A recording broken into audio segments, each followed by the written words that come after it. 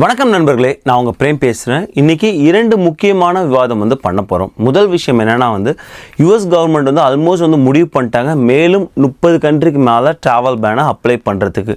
ஏற்கனவே 19 கண்ட்ரி மேலே travel pan இருக்குது. இப்போ புதுசாக 30 மேற்பட்ட நாடுகள் அதில் ஆட் ஆகலாம்னு சொல்லப்பட்டிருக்கு. ஸோ அதை பற்றியான ஒரு விவாதம் இருக்க போகுது. இரண்டாவது மிக முக்கியமான ஒரு விவாதம் என்னென்னா, நேற்றே நம்ம வீடியோ பார்த்துருந்தோம். யூஎஸ் எம்பசி இந்தியாவில் நிறைய விசா அப்பாயின்மெண்ட்ஸ் கேன்சல் பண்ணுறாங்க. அது ஏன் இந்தியாவில் மட்டும் கேன்சல் பண்ணுறாங்க அப்படிங்கிற ஒரு கேள்வி எழுது. இப்போ கேன்சல் பண்ணவங்களாம் என்னென்ன ஆப்ஷன்ஸ் இருக்குது, எந்த மாதிரி திரும்ப ஸ்லாட்ஸ் வாங்கலாம் அப்படிங்கிற ஒரு விவாதம் போகுது. மிக முக்கியமாக நிறைய பேர் கேட்டிருந்தது, இந்த நேரத்தில் டிக்கெட் எப்படி நாங்கள் புக் பண்ணுறது, ரீபுக் எப்படி பண்ணுறது, கேன்சல் பண்ணால் எவ்வளோ லாஸ் ஆகும், இந்த மாதிரி நிறைய விஷயங்கள் இருக்குது. இது எல்லாமே நம்ம ட்ராவல் எக்ஸ்பர்ட் கொண்டு விவாதிக்க போகிறோம். உங்கள் எல்லாருக்கும் மிகவும் பரிச்சயமான சிட்டி ஏர் ட்ராவல்ஸோட ஃபவுண்டர் பிரகாஷ் ராஜ் அவர்கள் தான் நம்ம சேனலில் இன்றைக்கி பேச போகிறாங்க. வாங்க அவங்கள்ட்ட எல்லா கேள்வியும் கேட்டு தெரிஞ்சுப்போம். வணக்கம் பிரகாஷ் ப்ரோ. இன்றைக்கி நம்மளோட நம்ம நிகழ்ச்சியில் கலந்துருக்கிறது சிட்டி ஏர் ட்ராவல்ஸோட நிறுவனர் பிரகாஷ் ராஜ். வணக்கம் பிரகாஷ் ப்ரோ. வணக்கம். ஒரு சிறிய இடைவெளிக்கு பிறகு சந்திக்கிறோம். அதுக்குள்ளே நிறைய ஸ்னோ புயலுமே வந்துடுச்சு. அதே போல் பார்த்தீங்கன்னா ட்ராவல்லையுமே பல புயல் வீசிடுச்சு. இந்த இண்டிகோ பிரச்சனையே நான் கேட்கணும்னு நினச்சிட்டு இருந்தேன். ஸோ லாஸ்ட் 1 வீக்காகவே அது போயிட்டு இருக்குல்ல, இப்போ அது எல்லாமே சார்ட் அவுட் ஆயிடுச்சா? இல்லை இண்டிகோ பிரச்சனை ஒன்றும் கம்ப்ளீட்டா சார்ட் அவுட் ஆகல. ஆக்சுவல் ரீசன் என்னன்னா பைலட் ஷார்டேஜ் அப்படின்னு சொல்றாங்க. ஷார்ட்டாவே சொல்லிடலாம் என்ன ரீசன் அப்படிங்கிறது. அதாவது லாஸ்ட் இயர் 2024லயே கவர்மெண்ட் வார்னிங் இஷ்யூ பண்ணாங்க. எல்லாரும் பைலட்டோட ரெஸ்ட் ஹவர்ஸ் 36ல இருந்து 48 ஹவர்ஸ்க்கு இன்க்ரீஸ் பண்ணணும். அது லாஸ்ட் இயரே கொடுத்துட்டாங்க. நவம்பர்ல இம்ப்ளிமெண்ட் பண்ண போறோம் அப்படின்னு. இண்டிகோ என்ன பண்ணிட போறாங்க அப்படிங்கறதுல பாத்துக்கலாம் அப்படின்னு விட்டாங்கன்னு நினைக்கிறேன். சோ நவம்பர்ல இருந்து அது இம்ப்ளிமெண்ட் ஆகுது அப்படின்னு லாஸ்ட் இயர் 24 சொன்னது. சோ 18 மந்த்ஸ் டைம் கொடுத்திருந்தாங்க. ஆக்சுவலா அந்த 18 மந்த்ஸ்ல இவங்க பைலட்டை ரெக்ரூட் பண்ணவும் இல்ல. அதுவும் இல்லாம பைலட்டோட சேலரி ஃப்ரீஸ் பண்ணி தான் வச்சிருந்தாங்க லாஸ்ட் இயர் ஃபுல்லாவே. சோ டிசம்பர்ல 6% ஃபிளைட் விண்டர் ஃபிளைட் இன்க்ரீஸ் பண்ணிட்டாங்க. என்ன ஆச்சுன்னா இந்த எஃபெக்ட்டுக்கு வந்தோம்ல பைலட் ஷார்டேஜ் ஏன் இந்த கேள்வி நான் கேட்கறேன்னா, உங்க மூலியமா நான் டிக்கெட் புக் பண்ணும்போது என்னோட பிரைமரி அமெரிக்கன் ஏர்லைன்ஸ் இருந்தாலும் மொதல் ஃபிளைட் எனக்கு சென்னையில இருந்து கொடுத்தது இண்டிகோ தான் இருந்தது. ஸோ அதனால நம்ம மக்கள் இப்போ டிராவல் பண்ற மக்களுக்கு ஏதாவது இடையூறு ஏற்படுமா? உங்களோட கிளைண்ட்ஸ் என்ன சொன்னாங்க அதை பத்தி? நம்மளுக்கு மெஜாரிட்டி லோ காஸ்ட் ஆப்ஷன் தான் கேட்பாங்க. நம்ம கஸ்டமர் வரவங்க எல்லாம் ஏர் பிரான்ஸா இருக்கட்டும், டர்க்கிஷ் ஏர்லைனா இருக்கட்டும், மேஜர் கேட்வே இல்லாம சதர்ன் பார்ட் ஆஃப் இந்தியாவுக்கு போச்சுல என்ன ஆகுதுன்னா இந்தியாவை தான் கனெக்ட் பண்றாங்க மெஜாரிட்டி.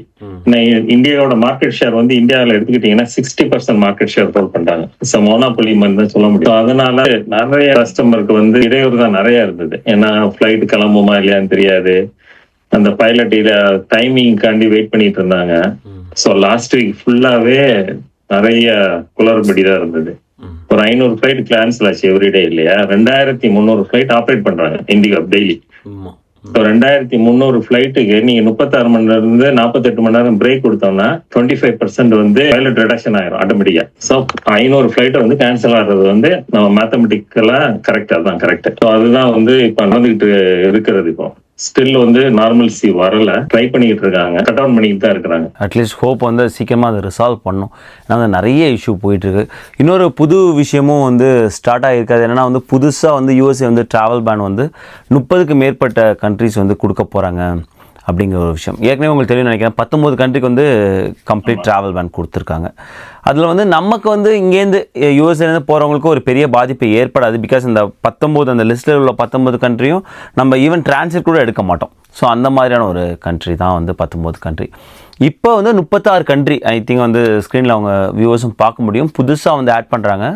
மேக்ஸிமம் கண்ட்ரிஸ் பார்த்தீங்கன்னா நான் பார்த்த வேகத்தில் அது சவுத் அமெரிக்கன் கண்ட்ரிஸாக இருக்குது, ஆஃப்ரிக்கன் கண்ட்ரிஸாக இருக்குது, மிடில் ஈஸ்டில் சில கண்ட்ரிஸாக இருக்குது. தவிர நம்ம பட் ஃப்ளைட் போகக்கூடிய ஒரு மேஜரான அந்த டிரான்சிட் எதுவுமே இல்லை. ஆமாம், மேஜர் டிரான்சிட் கிடையாது. இப்போ ஆப்பிரிக்கா கண்ட்ரிஸ் எடுத்திருந்தாலுமே எத்தியோப்பியா நம்ம கனெக்ட் பண்ணி கொடுப்போம். அதுவுமே அதில் இல்லை நம்ம லிஸ்ட்ல.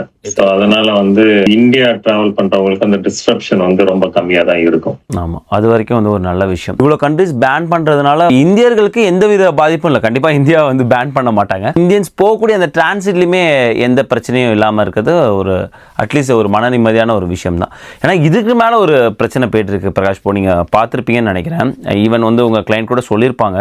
நிறைய பேர் இப்போ இந்தியா போயிட்டு நிறைய பேரோட இன்டர்வியூ இருக்கு இல்லையா, விசா இன்டர்வியூ, அதை ரீஷெடியூல் பண்ணிட்டாங்க. ஸோ அந்த மாதிரி உங்கள் கிளைண்ட்ஸ் ஏதாவது உங்கள்கிட்ட கான்டாக்ட் பண்ணியிருந்தாங்க? ஃபியூச்சர் வச்சுக்கவங்க இப்போ கேட்டுக்கிட்டு இருக்கிறாங்க. இந்த டிசம்பர்ல நிறைய பிளான் பண்ணியிருந்தாங்க. இந்த கிறிஸ்மஸ் டைம்ல கிட்ஸ் ஹாலிடேஸ் இருக்கு, இதெல்லாம் அதை பிளான் பண்ணி நிறைய பேர் பிளான் பண்ணிருந்தாங்க நம்ம பொங்கல் ஹாலிடேஸ் ஒட்டி. அந்த இதுலதான் எல்லாருமே கொஞ்சம் ஸ்ட்ரெஸ்ல தான் இருக்கிறாங்க. ஏன்னா ஸ்கெடியூல் வந்து மாறிச்சுன்னா மார்ச் ஏப்ரலுக்கு போகுது அப்படிங்கறதுனால டிக்கெட் எடுத்தவங்க எல்லாமே ரொம்ப ஹை காஸ்ட்டுக்கு எடுத்து வச்சிருக்காங்க. $2,000, $2,500, $3,000. ஏன்னா விசா இன்டர்வியூக்கும் ஃபேமிலி ரீயூனியன் சேர்த்து போறதுனால. சோ அதை பார்க்க சொல்ல அவங்களுக்கு அன்னெசரி இந்த ஸ்ட்ரெஸ் இல்லாம காஸ்ட் ஸ்ட்ரெஸ்ஸும் சேர்ந்து வந்துருது. ஆக்சுவலா இன்னைக்கு வந்து கமெண்ட்ஸ் ஒரு நண்பர் கேட்டிருந்தாங்க. என்ன சொல்லியிருந்தாங்கன்னா வந்து என்னோட விசா இன்டர்வியூ நீங்கள் இன்னும் அவங்களுக்கு கேன்சல் பண்ணல, பட் வந்து ஜனவரி மாதம் மிடில் வந்து அவங்க வந்து ஷெட்யூல் பண்ணி வச்சுருப்பாங்க. ஸோ அவங்களுக்கு வந்து இன்னும் ஃப்ளைட் டிக்கெட் புக் பண்ணல. அவங்களுக்கு ஒரே கன்ஃபியூஷனாக இருக்குது. இப்போதைக்கே புக் பண்ணிடலாமா இல்லை வந்து டுவர்ட்ஸ் வந்து வெயிட் பண்ணலாமா, ஜனவரிக்கு அப்புறம் வந்து புக் பண்ணலாமா அப்படிங்கிற ஒரு கேள்வியும் இருந்தது. உங்களோட ஒப்பீனியன் என்ன பிரகாஷ் போதில்? விசா சிச்சுவேஷன்ல இருக்கிறவங்க வந்து எல்லாமே கன்ஃபார்ம் ஆனோன்னா லாஸ்ட் மினிட்ல ஒன்றும் பண்ணிக்கிறது ஒன்றும் பிரச்சனை இருக்காது. 2 ரீசன் சொல்லுவோம். ஒன்னு வந்து ஜனவரி ஆஃப்டர் பொங்கலுக்கு அப்புறம் வந்து லோ சீசன் தான். ஃபிளைட் வந்து சார்ஜஸ் ரொம்ப கம்மியா தான் இருக்கும். 800, 900க்குலாம் வந்து நல்ல டீலே கிடைக்கும். ஓகே. அதனால வந்து நம்ம இப்பவுமே காசை போட்டுட்டு சேஞ்ச் பண்ணச்சுல ஒரு அடிஷனல் $400, $500 வந்து சேஞ்ச் பண்றதுக்கு ஃபீ கொடுக்குற மாதிரி இருக்கும். இப்போ ஹஸ்பண்ட் அண்ட் ஒய்ஃப் H1 பண்றவங்க H4 பண்றதுக்கு எல்லாம் போனாங்கன்னா இப்ப எடுத்தீங்கன்னா இங்க ஒரு $2,000 டிக்கெட் எடுத்து வச்சிருப்பாங்க. திருப்பி ஒரு $800 சேஞ்ச் பண்ற மாதிரி இருக்கும். அன்னெசரி எக்ஸ்பெண்டிச்சர் தான் ஆட் ஆகுமே ஒழிய காஸ்ட் பெனிஃபிட்னு பார்க்க சொல்ல ஒன்னும் அதிகமா இருக்காது. இது எங்களுக்கு பிசினஸ் வந்தா நல்லதுன்னு தான் நான் நினைப்பேன். ஆனா என்ன சொல்ல வரேன்னா கஸ்டமரோட இதுல பார்க்க சொல்ல வந்து அவங்க வெயிட் பண்ணி டிக்கெட் எடுக்கலாம் ஒன்றும் ஆயிரம் போறது. டெய்லி ஃபிளைட்ஸ் வந்து யூஎஸ்ல இருந்து இந்தியாவுக்கு போறதுக்கு நிறைய சீட்ஸ் இருக்குது, ஆப்ஷன்ஸ் எல்லாம் இருக்கு, எக்ஸப்ட் டிசம்பர் டிராவல் தவிர்த்து. ஸோ அதனால வெயிட் பண்ணி புக் பண்றதுல வந்து ஒன்றும் பிரச்சனையே கிடையாது. ஆனஸ்டான ஒரு நல்ல ஒரு ஒப்பீனியன் சொன்னீங்க. பிகாஸ் வந்து அதான் நானும் நினைச்சேன். ஏன்னா வந்து ஜனவரிக்கு அப்புறங்கும் போது டேட் டைம் இன்னும் இருக்கு. பட் என்ன வந்து அவங்க பண்ணுவாங்க நமக்கு தெரியும். ஒருவேளை 1 வீக் பிஃபோர் அவங்க ரீஷெடியூல் பண்ணிட்டாங்கன்னா, இப்போ புக் பண்ணாங்கன்னா அந்த ஃப்ளைட்டை வந்து கேன்சல் பண்ணிட்டு திரும்ப புக் பண்றதுக்கான செலவு அதிகமாகும். நீங்க சொன்னது வந்து ரொம்ப நல்ல ஒரு பாயிண்ட். சிலது வந்து என்ன பண்ணுவாங்க, லோவரா எடுக்கணும்னு பார்ப்பாங்க. இப்போ எத்தியாதெல்லாம் எடுத்தாங்கன்னா நான் ரீஃபண்டபிள் சில டிக்கெட் இருக்கும், ரீஃபண்டும் வாங்கவும் முடியாது. அதுவும் இல்லாம என்ன பண்ணணும்னா நீங்க வந்து ஃபிளைட் ஸ்டார்ட் பண்றதுக்கு முன்னாலே சேஞ்ச் பண்ணணும் டேட்டா. சில ஏர்லைன் நாங்க என்ன பண்ணி கொடுப்போம்னா கத்தாரோ எமிரேட்ஸ் எல்லாம் வந்து என்ன பண்ணுவோம்னா நாங்க ஓப்பன் டிக்கெட்டை வச்சு கொடுப்போம். எல்லா ஏர்லைனும் பண்ண முடியாது. ஸோ ஓப்பன் வைக்க முடியலன்னா நீங்க வந்து திருப்பி ஒரு காசை பே பண்ணி திருப்பி ஷெட்யூல் பண்ணணும். அதுவும் திருப்பி சேஞ்ச் ஆச்சுன்னா 3 டைம் பே பண்ற மாதிரி இருக்கும். நம்ம டிக்கெட் $1,000 வாங்கிட்டு $2,000 திருப்பி எக்ஸ்ட்ரா ஸ்பெண்ட் பண்ற மாதிரி இருக்கும். என்னோட பர்சனல் ஒப்பீனியனும் அதே தான். அண்ட் எக்ஸ்பீரியன்ஸில் நான் பார்த்து வந்து அட்லீஸ்ட் நீங்கள் சிட்டியா ட்ராவல் மாதிரி நீங்கள் போகும்போது உங்களுக்கு நல்ல ஒரு கஸ்டமர் சர்வீஸ் இருக்கும். ஸோ வந்து ரீபுக்கிங் ஒரு அன்ஃபார்ச்சுனேட் டைமில் ரீபுக்கிங் பண்ணணுனாலுமே வந்து ஒரு ஸ்மூத்தான ப்ராசஸ் இருக்கும். ஏன்னா நான் நிறைய தடவை அவங்கள்ட்ட பண்ணதுனால வந்து நான் அதை சொல்கிறேன். ஸோ அந்த மாதிரி வந்து பிளான் பண்ணிங்க. அதர் தன் தட் நீங்கள் வந்து இப்போ ஜனவரி எண்டில் ஜனவரி மிடில் தான் உங்களுக்கு வந்து விசா இன்டர்வியூ இருக்கும்போது நீங்கள் வெயிட் பண்ணி புக் பண்ணுறது வந்து ஹெல்ப்ஃபுல்லாக இருக்கும். டிசம்பர் நிறைய வந்து இன்டர்வியூ வந்து ரீஷெட்யூல் பண்ணியிருக்காங்க. அதே நேரத்தில் சம் ஆஃப் த இன்டர்வியூஸ் வந்து அப்படியே வச்சிருக்காங்க. ஸோ என்ன பண்ணியிருக்காங்கன்னா அவங்க இந்த ரேண்டமாக வந்து சில இன்டர்வியூஸ் வந்து ரீஷெட்யூல் பண்ணியிருக்காங்க. பிகாஸ் அவங்க உள்ள ஆஃபீஸர்ஸ்க்கு வந்து இப்போ வேலை சுமை வந்து அதிகமாகிடுது. இது வரைக்கும் வந்து இந்த மாதிரி சோஷியல் மீடியா ரிவ்யூன்னு ஒரு விஷயம் இல்லை. மிக முக்கியமாக வந்து H1 H4 விசாக்கு இல்லை, மற்ற விசாக்கு இருந்து இவங்க 2 பேருக்கு இல்லை. இந்த விசா நிறைய வந்து ஸ்டாம்ப் பண்ணுற மக்கள் நம்ம மக்கள் இருக்காங்க. ஸோ இது ஒரு அடிஷ்னல் வேலை சுமை வரும்போது அதே நபர்களால் அதை வந்து செய்ய முடியல. அதனால தான் கொஞ்சம் கொஞ்சமாக பண்ணுறாங்க. ஸோ இதுதான் வந்து ரீசன். ஏன் இந்தியாவில் மட்டும் நிறைய பேர் கேட்டிருந்தாங்க, அதே நான் இந்தியாவில் மட்டும் வந்து ரீஷெட்யூல் பண்ணியிருக்காங்க, மற்ற கண்ட்ரீஸில் ஏன் ரீஷெட்யூல் பண்ணல அப்படிங்கிற ஒரு கேள்வி வந்துச்சு. பிகாஸ் இந்தியாவில் தான் நிறைய H1B H4s பண்ணிகிட்டு இருக்காங்க.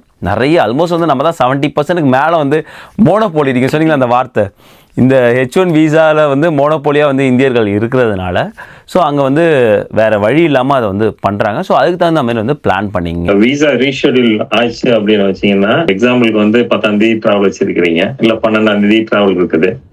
ஸோ உங்க ஸ்கெடியூல் வந்து பிப்ரவரி மாதம் வச்சிருக்காங்க அப்படின்னாங்கன்னா நீங்க பிப்ரவரிக்கு வந்து ரீஸ்கெடியூல் பண்ணலாம். Depends on the airline. சில ஏர்லைன் கத்தாரோ எமிரேட்ஸ் வந்து அவங்க வந்து ரீஸ்கெடியூல் முதல்ல பண்ண வேண்டாம், டிராவல் டேட்டுக்கு முன்னாலே பண்ணணும்னு அவசியம் கிடையாது. நீங்க வந்து ஓப்பனா வச்சுட்டு என்ன டேட்டுக்கு உங்களுக்கு கன்வீனியன்ட் வருதோ அதை வந்து அந்த 1 year டேட் எப்போ புக் பண்ண டேட்ல இருந்து 1 yearக்குள்ள நீங்க எப்பனாலும் ரீஸ்கெடியூல் பண்ணிக்கிற மாதிரி ஆப்ஷன்ஸ் இருக்குது. சில சிங்கப்பூர் ஏர்லைன்ஸ் ஸ்டான்ஸ் எல்லாம் வந்து ஒரிஜினல் டிராவல் டேட்டுக்கு முன்னாலே நீ ரீஸ்கெடியூல் பண்ணி பே பண்ணி கன்ஃபார்ம் பண்ணணும். அதுதான் ஆப்ஷன் இருக்கிறது. ஸோ அந்த சினாரியோ வந்து தான் நம்மளுக்கு வந்து எக்ஸ்பென்சிவ் ஆப்ஷனை கொண்டு போய் விட்டுரும் தேவையில்லாம. $2,000 பே பண்ணிருக்கோம், ஆனா ஜனவரி பிப்ரவரியில வந்து $800-700 தான் இருக்கும். ஸ்டில் நீங்க ஸ்கெடியூலிங் ஃபீ பே பண்ணுவீங்க, அந்த பெனால்ட்டி எல்லாம் பே பண்ணுவீங்க. அதெல்லாம் வருஷத்துல $300-400 நார்மலாவே வந்துடும். இப்ப 2000க்கு அங்க 800க்கு எடுத்துட்டு போறேன், நீங்க $1200 எக்ஸ்ட்ரா தான் இங்க பே பண்ணி எடுப்பீங்க. இங்க பாத்தீங்கன்னா நம்ம கணக்கு பார்த்தோம்னா இந்த கேள்வி நிறைய பேர் கேட்டுருந்தாங்க. ஏன்னா அந்த ரீஷெடியூல் பண்ணும்போது இப்போ சில பேர் என்ன சொல்றாங்கன்னா, இப்போ டிசம்பர்ல இருக்கு, அவங்களுக்கு வந்து மார்ச் இல்லை ஏப்ரல் வந்து கொடுத்துருக்காங்க மக்கள். ஆனால் அவ்வளோ நாள் வந்து இந்தியாவில் இருக்க முடியாது. சில பேர் என்ன சொல்றாங்கன்னா, அதை வந்து ரீஷெடியூல் பண்ணி பிப்ரவரிக்கு பண்ண முடியுமா அப்படின்னு வந்து அவங்க வந்து செக் பண்ணிட்டு இருக்காங்க. பட் ஃப்ளைட் டிக்கெட் பார்க்கும்போது அவங்க புக் பண்ணதை எப்படி ரீஷெடியூல் பண்ணுறது, நீங்கள் சொன்ன ஒரு ஆப்ஷன் அந்த ஓப்பனாக வச்சுக்கிறது அப்படிங்கும்போது நம்ம ஏர்லைன்ஸ் கால் பண்ணி இந்த ஃப்ளைட் டிக்கெட்டை ஓப்பனாக, அதாவது ரிட்டர்ன் டிக்கெட்டை ஓப்பனாக வச்சிங்க அப்படின்னு சொல்கிறதுக்கு வாய்ப்பு இருக்குது. ஆமா. இப்போ நம்ம ஏஜென்சில பண்ணிருந்தீங்கன்னா ஏஜென்சிட்ட கேட்கலாம் எந்தெந்த இதுக்கு ஆப்ஷன் இருக்குதுன்னு. ஏர்லைன்ல சிலவங்க டைரக்டா பண்ணிருப்பாங்க, ஆன்லைன்ல பண்ணவங்க எல்லாம் இருப்பாங்க. அவங்க வந்து ஏர்லைன்ல தான் பேசணும். இப்படி கஸ்டமர் சர்வீஸை பொறுத்து அவங்க ரீஷெடியூல் பண்றதுக்கு வந்து ஆப்ஷன் கொடுப்பாங்க. மோரலஸ் வந்து American carrier like United, American airline எல்லாமே வந்து ரீஷெடியூல் ஆப்ஷன் எல்லாம் கொடுக்க மாட்டாங்க. நீங்க முன்னாலே டிராவலுக்கு முன்னாலே பண்ணணும், இல்லைன்னா ஒரு கூப்பான் மாதிரி கொடுப்பாங்க, அதை வந்து யூஸ் பண்ற மாதிரி தான் இருக்கும். விசா ஸ்டாம்பிங் முக்கியமாக போகிறவங்களுக்கு வந்து அந்த டூ அண்ட் ஃப்ரோ எடுத்துகிட்டு போகிறதுக்கு பயப்படுறாங்க. நிறைய பேர் தான் கமெண்ட் சொல்லியிருக்காங்க. அதாவது நாங்கள் இங்கேருந்து வந்து நிறைய பேர் என்ன பண்ணிருக்காங்கன்னா ஒன் வே தான் புக் பண்ணிட்டு போயிருக்காங்க. ஸோ எப்போ வந்து ஏன்னா நமக்கு வந்து பாஸ்போர்ட் ஸ்டாம்பிங் ஆகி என்னைக்கு வருது தெரியல, 1 வீக்கா 2 வீக்ஸா, இல்லை அதில் RFU வருதா, அதில் 221G கொடுக்குறாங்க, இந்த மாதிரி நிறைய விஷயம் இருக்கிறதுனால நிறைய பேர் இந்த மாதிரியான ஒரு ஸ்ட்ராட்டஜி தான் ஃபாலோ பண்ணுறாங்க. பட் ஸ்டில் வந்து 2 வே போனவங்களுக்கு தான் இந்த பிரச்சனை இருக்குது. இந்த ரீஷெடியூல் எப்படி பண்ணுறது, ஓப்பனாக பண்ணுறதா, சில பேர் ஜூன்லாம் கொடுத்துருக்காங்க. ஸோ அது வரைக்கும் என்னால் வெயிட் பண்ண முடியும், ப்ராஜெக்ட் போயிட்டுருக்கு. ஸோ அதனால் என்ன ஆப்ஷன் பண்ணுறாங்கன்னா, அவங்க போய் விசா போர்ட்டலில் அந்த டேட்டை ரீஷெடியூல் பண்ண முடியுமா, பிப்ரவரியில் ஸ்டார்ட்ஸ் இருக்கான்னு புக் பண்ண ட்ரை பண்ணுறாங்க. சில பேர் எமர்ஜென்சி ஆர் எக்ஸ்பீரியட் அப்பாயின்மெண்ட் கேட்க ட்ரை பண்ணுறாங்க. But most of the cases அது ஒர்க் ஆகாது. பட் நீங்கள் உங்கள் லக்கு நீங்கள் ட்ரை பண்ணி பாருங்கள்.